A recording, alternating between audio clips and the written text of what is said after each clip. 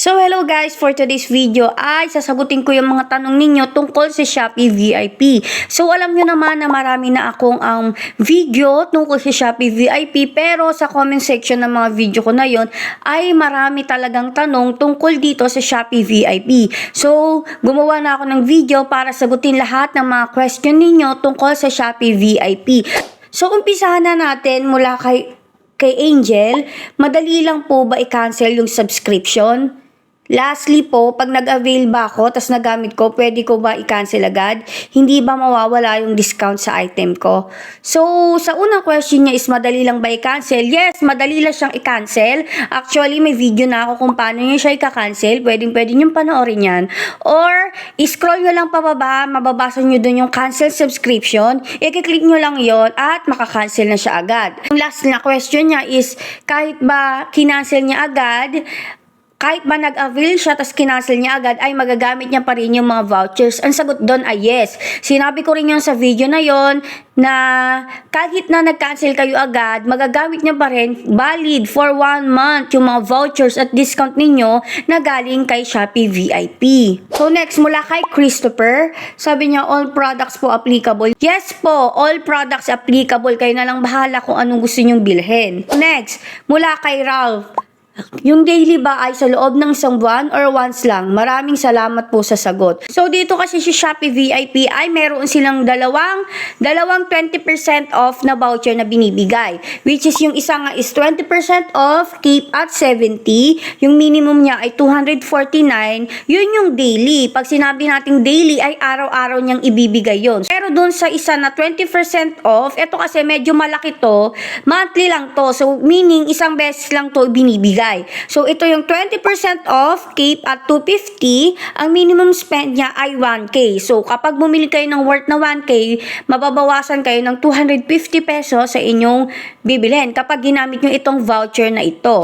Next, galing kay Little Lulu. Aside from 20% off using VIP Beta, maliles po pa rin ba yung voucher like pag mall, bumili usually 1,200 off using voucher. So, ito depende ha, depende. Kasi kung yung 1,000 off, 1,200 off ay galing sa mismong store, pwede nyo siyang magamit. Pero kung itong 1,200 off, galing kay Shopee ay hindi po. Kailangan mamimili lang kayo ng isa na voucher. It's either na yung voucher ni Shopee VIP or yung voucher mismo na galing sa Shopee na 1,200 off. Ito yung mga pwede nyong gamitin na sabay-sabay ha. Base lang to sa experience ko ha. Ang alam ko talaga, ang pwedeng gamitin ng sabay-sabay kapag o-order kayo ay yung mismong voucher na galing sa shop. Pangalawa is yung free shipping voucher. At lastly, yung voucher na galing sa Shopee. So, ayun lang yung pwede nyong gamitin ng sabay-sabay. So, kung yung sinasabi dito ni Little Lulu na 1,000 off ay galing sa shop na voucher or sa seller na voucher, is pwede siyang gamitin bukod sa voucher na galing sa Shopee VIP. Pero kung sa Shopee galing yung 1,200 off na yon, tapos gagamitin mo rin yung Shopee VIP na voucher, ay hindi po pwede yon. Next, ito yung most asked questions talaga sa mga video ko tungkol sa savings ng Shopee VIP. So again, ang savings ay hindi po natin magagamit yon. Yun lang naman po ay nakalagay doon yung mga discount at mga na-save natin sa paggamit natin ng voucher na sa VIP. So, pinapakita lang nila doon para malaman talaga natin kung gaano talaga yung kalaki yung mga na-discount natin nung nag-avail tayo ng Shopee VIP. So, next, galing kay Vinny, sabi niya, hello po, ask ko lang if ni-cancel po ba yung subscription, gagana pa din hanggang pang 1 month? Kinancel ko kasi ngayong December 16, expire niya is 22 pa. Yung Shopee Shake po kaya gagana pa din pag Monday. So yes po, gagana pa rin siya hanggang kahit na kinancel nyo nga ng maaga, kagaya ng sinabi ko kanina, mabavalid pa rin siya hanggang 1 month or hanggang kailan yung expiration ninyo. So makikita nyo naman yan sa upper part ng Shopee VIP na kung kailan yung expiration nyo. Kahit na nag-cancel kayo ng maaga or half a date pa lang nung 1 month, ay magagamit nyo pa rin siya sa loob ng 1 month.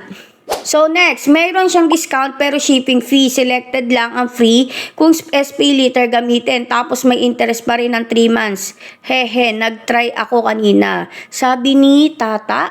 Tama ba? So, ito kasi, naka-noted na doon na ang free na 3 months sa SPay later ay for selected users lang. So, hindi ko malalaman malalaman mo pa lang yun kung available sa'yo kapag gumana. Pero kapag hindi gumana sa'yo, ibig sabihin, hindi siya pwede sa'yo kasi nga selected users lang ang binigyan ng opportunity na magamit to ni Shopee VIP. Sabihin na may nag-Shopee VIP ka tapos may SPay later ka, magagamit mo na din agad yung 3 months na free na interest ni Shopee. So, hindi po ganun. Selected users lang ang pinapayagan nila dito. Galing kay Mark, kaka-cancel lang, naka-auto renew, kainis. Yes po, ang Shopee VIP ay naka-auto renew. So, sinabi ko na rin yan sa mga past video ko. At kung titingnan nyo rin sa Shopee VIP, kung babasahin nyo doon, nakalagay na auto renew sila. So, sa first month nga nung nag-try ako is 19 pesos lang yon.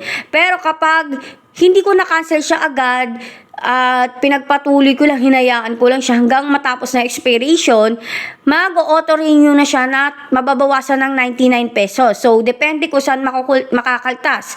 Kung sa Maribank nyo, kung nakakonect yung Maribank nyo at may laman, sa Shopee Pay ninyo, pwede rin yun. Kaya dapat talaga i-cancel nyo na siya. Kung gusto nyo lang talaga mag-try, i-cancel nyo na siya agad kahit half a month pa lang or bago mag-expiration. Kasi kapag hindi nyo talaga yan kinancel, ay magtutuloy-tuloy yan dahil nga naka-auto renew ito. So that's it, yung mga question na nabasa ko sa mga comment section ko sa mga video ko sa Shopee VIP. Kung may mga tanong pa kayo, pwede nyo i-comment yan sa baba. At sasagutan natin yan. So, yun nga na. Sana may natutunan kayo sa video na ito. Thank you for watching. Yun na.